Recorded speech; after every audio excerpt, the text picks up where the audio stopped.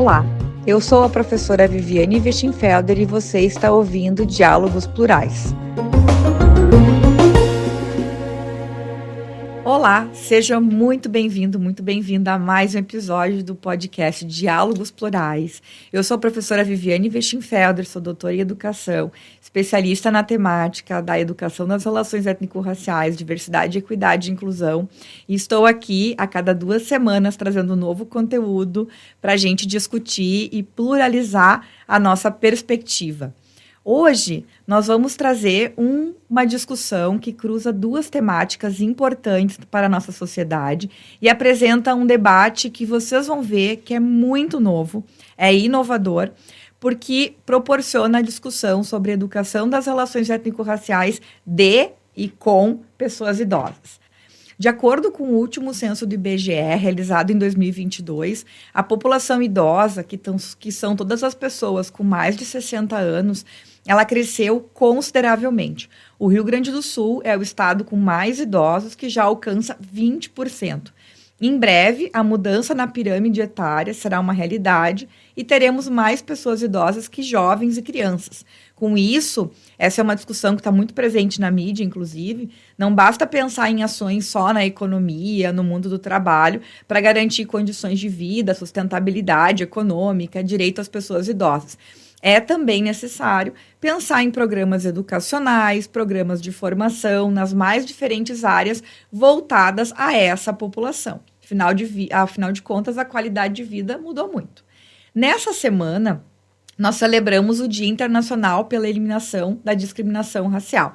Segundo a Assembleia Geral das Nações Unidas, que instituiu essa data, a ONU, a discriminação racial, ela define-se por toda distinção, exclusão, restrição ou preferência baseada em raça, cor, descendência ou origem nacional ou étnica que tenha por objetivo ou resultado anular ou restringir o reconhecimento, gozo ou exercício em um mesmo plano, em mesma igualdade de condição de direitos humanos. Se a gente for pensar o quanto esse conceito é amplo, a gente também vai entender como muitas vezes o racismo e a discriminação racial, ela existe numa lógica que acaba não sendo julgada como crime, mas que está totalmente presente nos diálogos, nas práticas cotidianas.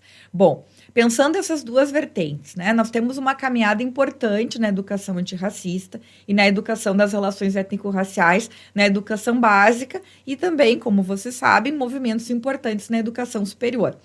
Mas, sempre que falamos sobre os desafios do racismo, um debate que surge muito forte é o quanto as pessoas mais velhas possuem visões preconceituosas. Muitas vezes dizemos, idosos são os mais racistas e não vão mudar. Eles são assim, eles aprenderam dessa maneira e eles não vão mudar. Mas será mesmo que a gente deve acreditar nisso? Será que a população idosa deve ficar de fora de todo o movimento em prol da equidade racial, da educação das relações étnico-raciais? Então, com base nessa problemática, para a gente conversar sobre isso, hoje eu tenho uma convidada que é super especialista no tema, que é a Silvana Bianchi. A Silvana é educadora física de formação, mestra em educação e coordena o programa Pró Maior da Unicinos. Silvana, seja muito bem-vinda, obrigada pela tua presença, é muito legal poder dividir esse espaço contigo, obrigada por aceitar o meu convite e parabéns já pelo teu trabalho, tão bonita essa trajetória que tu vai poder compartilhar um pouquinho conosco. Então, vou começar já esse diálogo te perguntando, como é que nasce o seu estudo sobre idosos e educação antirracista? Olá, é um prazer enorme estar dividindo esse espaço contigo, Viviane. O quanto eu te admiro como profissional, o quanto eu te admiro como ativista e o quanto é importante discutirmos, refletirmos sobre essa temática. O meu estudo ele surgiu a partir de 2 demandas, sendo a primeira a escolha do PPG. Então, o meu objetivo era apresentar o Pró Maior, no caso, a população idosa, para a educação. Sempre refletia o quanto seria importante este grupo etário estar inserido através das temáticas e pesquisas nesse PPG. Segunda demanda foi durante os encontros do nosso grupo de pesquisa.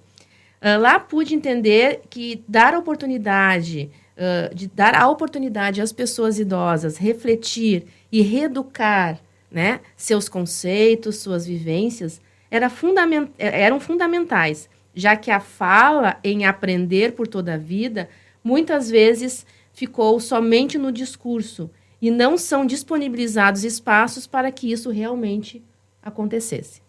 Infelizmente, ainda vivemos muito um etarismo de uma forma velada e negada pela sociedade, mas no dia a dia, o Pró Maior são relatados fatos que não poderiam mais ser compartilhados com as pessoas idosas. E junto a esses relatos, vinham muitas falas racistas. Mas eu percebia muito que faltava ali uma oportunidade dessas pessoas refletirem, destas pessoas poderem falar um pouquinho do seu sentimento. Por quê?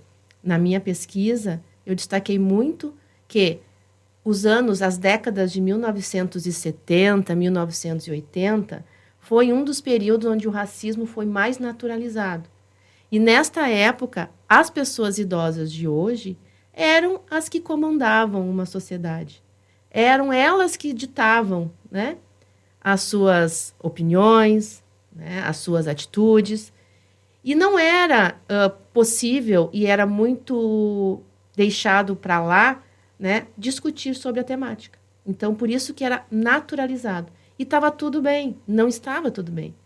Muitas pessoas idosas, ao decorrer dos anos, elas não tinham esse espaço de poder falar, né, de poder expor o seu sentimento. Então, esse foi um objetivo principal que me trouxe, né, a pesquisar e apontar que sim, como você falou na sua pergunta ali, na sua fala anterior, a pessoa idosa, sim, ela se reeduca, sim, ela muda, sim, ela aprende. Há quanto tempo você trabalha com pessoas idosas, Silvana? Eu trabalho com pessoas idosas já fazem mais de 25 anos. Né? Eu entrei em 2000, entrei como voluntária do programa, e aí eu fui, né, aos poucos, eu fui adquirindo meu espaço, me tornei funcionária da universidade, né, consegui fazer a minha graduação, a especialização, o mestrado, mas sempre focando dentro dessa temática, dessa faixa etária. E o Pró Maior, a gente pode, para quem não conhece assim, esse programa, como é que a gente pode explicar do que trata? Porque uma das características é que as pessoas idosas vão até o campus universitário e ocupam esse campo com atividades. Mas que atividades são essas? Então, o Pró Maior, ele surgiu na época de 1997, através de uma demanda da universidade. A universidade gostaria de disponibilizar um espaço para os seus professores e funcionários que se jubilavam, que se aposentavam. Então, eles sentiam essa necessidade de dar uma continuidade pós a sua vida profissional. Então, nesse momento, surge o NUT, que é o Núcleo Temático da Terceira Idade. E, a partir de então, ele foi se reconfigurando ao longo dos anos, né? De núcleo, então, em 2004, ele se tornou um programa da universidade. E esse programa, ele vem, então, né, ele tem uma grande potência até hoje, e ele se reconfigurou nesses últimos anos, sendo um programa da universidade, hoje ele atende um serviço de convivência e fortalecimento de vínculos. Né? Então, dentro do Pró Maior, que nós acolhemos hoje em torno de 217 pessoas idosas, nós atuamos com grupos de convivência, grupos de atividade física. Nessas atividades físicas, nós temos o pilates, nós temos ginástica na cadeira, nós temos grupo de ginástica coreografada, né? Nós temos, com a psicóloga, nós temos o grupo de gerontologia. Né? Então, assim, com as voluntárias, que são pessoas idosas que atuam junto ao programa, nós temos o grupo Vivendo e Aprendendo, que tem aulas de alemão, de espanhol, nós temos de literatura, com uma professora que foi professora da universidade. Então, nós temos várias atividades, nós temos 16 atividades que ocorrem de segunda a sexta-feira, no turno da tarde, no campus de São Leopoldo. Que incrível. E de que maneira o programa Pró Maior, então, aborda a temática da educação das relações étnico-raciais com as pessoas idosas? Esse grupo, ele já existia, né? Esse grupo que era o Grupo Origem, ele já existia dentro do Pró-Maior, numa demanda que surgiu lá nos anos 2014. Foi uma percepção que eu tive, porque eu transitava em todos os grupos. Então, eu percebia algo velado entre os participantes, né? Alguma fala, algumas atitudes, alguns questionamentos, que na ocasião eu levei para a coordenação. Então, naquela época, nós conseguimos trazer para junto do programa um professor, que era o professor Anselmo Curso, que ele era nosso colega aqui na universidade, que ele entrou, então, junto ao Pró-Maior para trabalhar a capoeira. Então, ali já foi um outro peso, né? Tipo, nossa, capoeira com pessoas idosas? Sim. Só que através da vivência do jogo, ele trouxe a reflexão. Então, elas começaram a perceber, né, de uma forma sutil, os seus posicionamentos, né? Algumas falas equivocadas, mas isso foi muito, muito, muito sutil. E aí, com a minha entrada no curso de mestrado, eu percebi que poderia oportunizar algo a mais. Então, eu reconfigurei essa oficina e trouxe, além da vivência corporal, eu trouxe a reflexão. Te confesso que no início eu fiquei um pouco apreensiva, porque existe uma cultura, né? Nós, enquanto sociedade, né, enquanto classificação etária, a gente sempre coloca a pessoa idosa como, nossa, a pessoa idosa, né, ela sabe de tudo, eu não posso confrontar ou eu não posso discutir algo, né, porque ela tem anos de vida, né? Mas algo que faltava, era esse espaço para ela refletir suas atitudes. E ali nós nos colocamos como comuns, todos iguais, no sentido de, para eu me tornar uma pessoa antirracista, eu preciso primeiro me colocar numa posição racista. Eu preciso entender as minhas atitudes e refletir sobre elas. Então, os encontros eles foram ocorrendo quinzenalmente, e cada encontro, como era uma oficina aberta, então eu não limitei o acesso, era qualquer pessoa do Pró-Maior que quisesse estar ali para refletir, era bem-vinda. Então, cada encontro foi aumentando o número de pessoas. E isso, para mim, foi algo muito importante, porque eu percebi que eu estava no caminho certo, né? De dar essa oportunidade para elas refletirem um pouco mais. Eu digo elas, professora, porque realmente, hoje o Pró-Maior, né, a grande maioria são mulheres. Nós temos menos de 5% de homens no grupo. E o meu grupo, por si só, era composto somente por mulheres. Ponto interessante para a gente pensar também aí a vinculação aos programas, né? Exato. Questões de gênero muito presentes aí. Quais foram, então, as suas percepções, Silvana, ao longo deste estudo? Alguma coisa que tu já trouxe para nós, mas você identificou, então, que as pessoas idosas podem reeducar as suas relações étnico-raciais? Sim. Todos os nossos encontros, eles eram feitos... No primeiro momento, eu também tive que me adaptar, né? Por exemplo, a metodologia aplicada, eu fui, ao longo dos encontros, alterando, modificando, para que melhor absorvesse, né? Então, nós passamos a assistir vídeos, nós passamos a assistir músicas, né? A refletir temas discutidos na ocasião. E sempre no final dessa temática, era feito uma conversa e uma reflexão muito aberta, que elas podiam, naquele momento, se despir, né? Digamos, entre aspas, no sentido de falar o que pensava, né?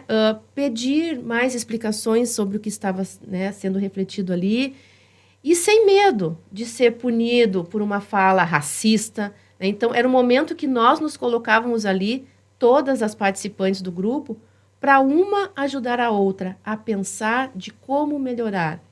E neste grupo também tinham pessoas negras, que foram fundamentais para a construção dessa pesquisa.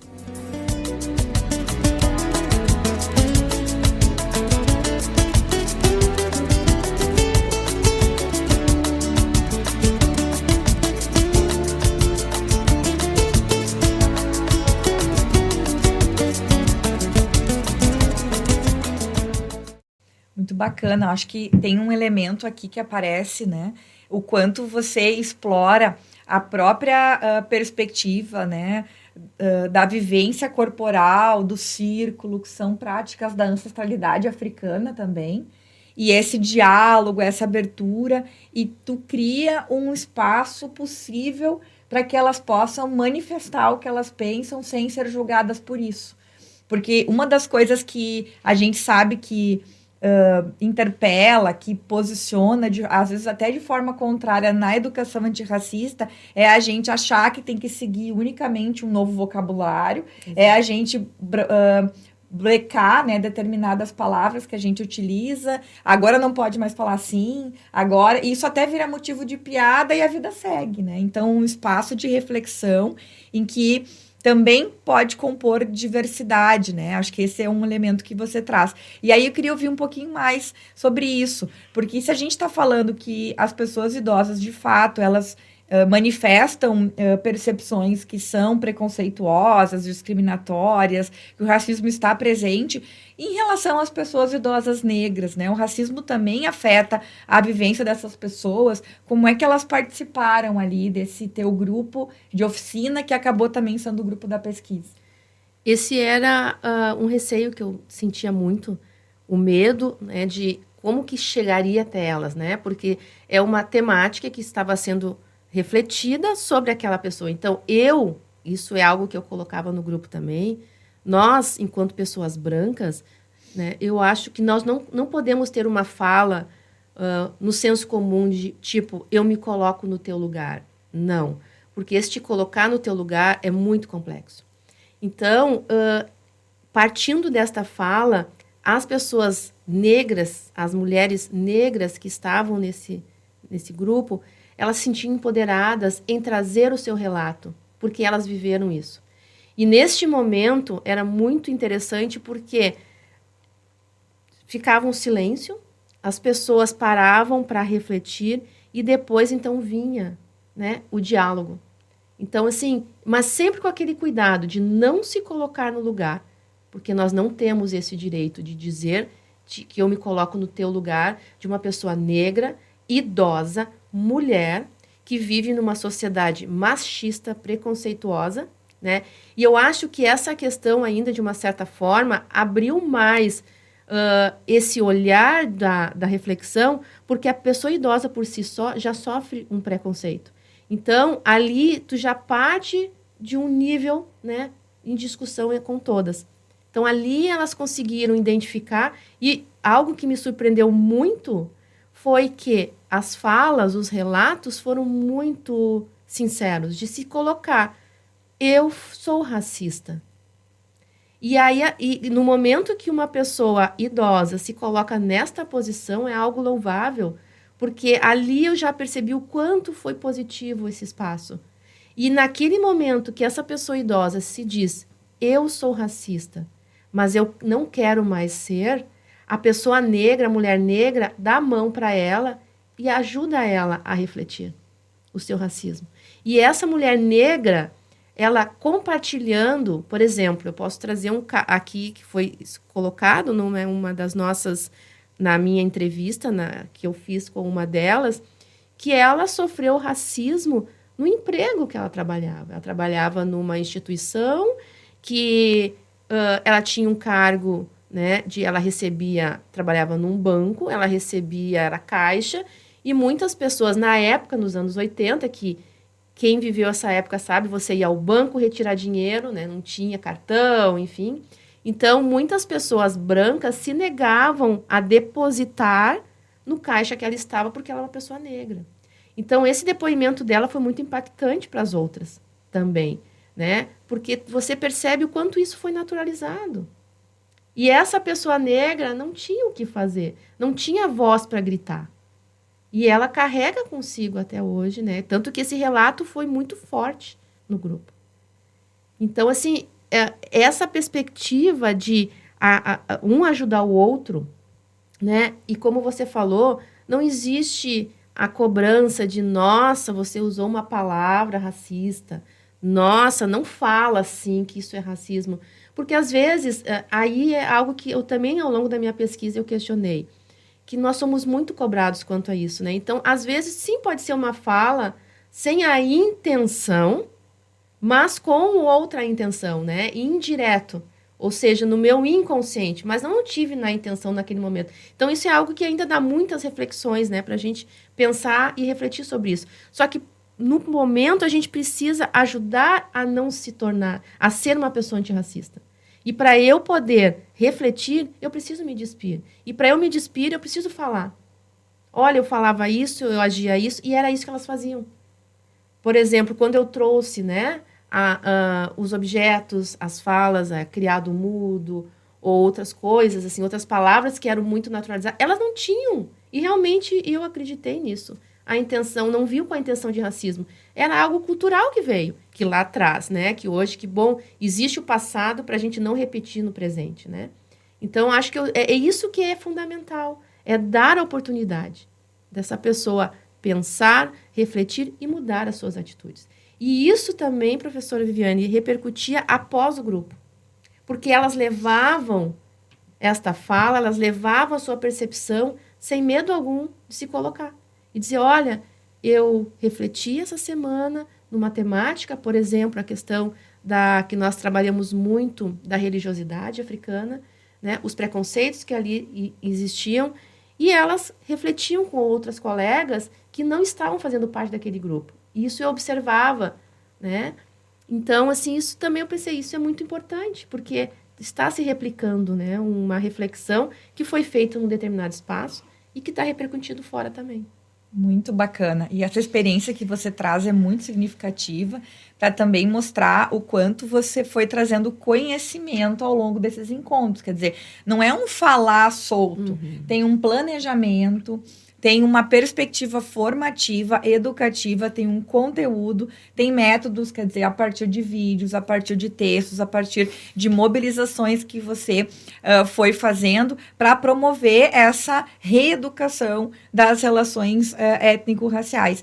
E você te ouvindo agora, tem uma prática também que marcou muito, que enfim, eu pude acompanhar, que é a questão do turbante.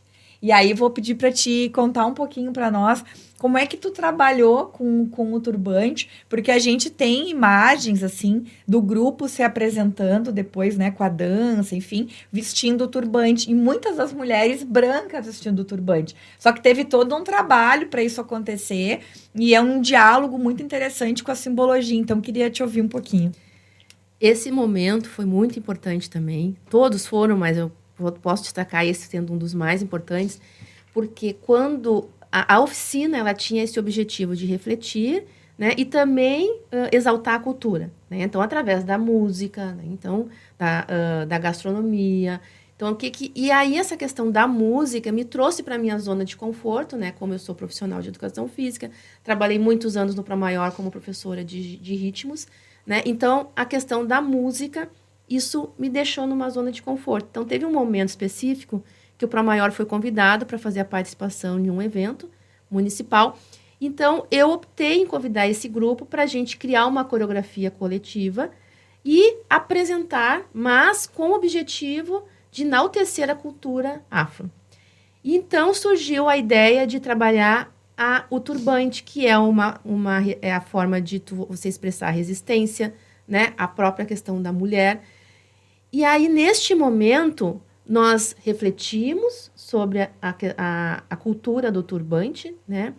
E também tive, nesse momento, o empoderamento das mulheres negras, que elas se manifestaram em destacar no grupo o quanto era importante as mulheres brancas saberem dessa singularidade de que não é para sair usando o turbante como simplesmente moda, né? Porque às vezes as pessoas têm, eu gostei tanto de usar esse turbante, eu vou usar. Tu tem que entender e você tem que respeitar.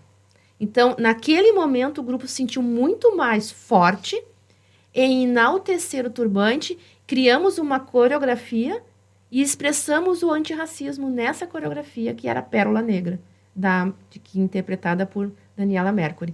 Então, neste momento, elas se sentiram capazes de poder usar o turbante e as mulheres negras do grupo ficaram homenageadas em ser representadas por essas mulheres brancas. Então, assim, e o grupo se fortaleceu nesse momento, se fortaleceu mais ainda nesse momento. Então, ali se tornou um grupo só. Um grupo para expressar, né, a questão da força da mulher, a resistência dessa mulher negra, idosa, e mostrar para a sociedade o quanto é importante a gente se tornar antirracista. Emocionante, Silvana, parabéns. E é muito bonito poder também acompanhar essa jornada e ver o quanto nessa trajetória tu também vai te consolidando cada vez mais como essa educadora antirracista que já estava ali, né? Porque afinal de contas essa sensibilidade tu já tinha, né, ao longo do tempo, mas agora com a pesquisa também aprofundando na literatura, em todos os referenciais. Bom, e pensando então que a gente está discutindo, né, a questão da educação de pessoas idosas e também o combate ao racismo, qual é a mensagem assim que vem no teu coração, na tua mente, que tu deixa para a gente pensar a importância da educação de combate, da educação de pessoas idosas e o combate ao racismo e outras formas de discriminação? Eu acho que é algo que hoje pega muito, né? Me traz muito a refletir. Eu levo muito isso nos espaços que eu compartilho com outros colegas, enfim, e com as próprias pessoas idosas. A nossa pirâmide, ela está se invertendo. Nós temos mais, hoje, né, falo de São Leopoldo, nós temos 38 mil pessoas idosas. É um número muito grande. E hoje, segundo o professor Rodrigo, que está fazendo o diagnóstico socioterritorial, ele já deu um spoiler para nós, né, enquanto os programas e projetos e serviços, que, no caso São Leopoldo, nós temos hoje apenas 12 programas, serviços e projetos que trabalham com pessoas idosas. Então, nós não conseguimos atingir a todas essas pessoas. Então, a mensagem que eu deixo é que nós precisamos dar voz, nós precisamos respeitar e acabar com o etarismo. Porque que pessoa idosa eu quero me tornar? Porque se eu hoje trato uma pessoa idosa com descaso, com racismo, né? Eu estou projetando a minha velhice lá na frente. Então, eu preciso pensar que velhice que eu quero ter, que velhice que eu quero que a sociedade me proporcione. Para isso, eu preciso respeitar os idosos de hoje. Eu preciso dar espaço para essas pessoas. Essas pessoas precisam estar inseridas numa sociedade que permita que estude, que reflita. A pessoa idosa aprende, a pessoa idosa muda. A pessoa idosa hoje, ela compõe, né, a própria família, ela consegue levar esse conhecimento, ela consegue levar essa discussão para dentro da sua casa.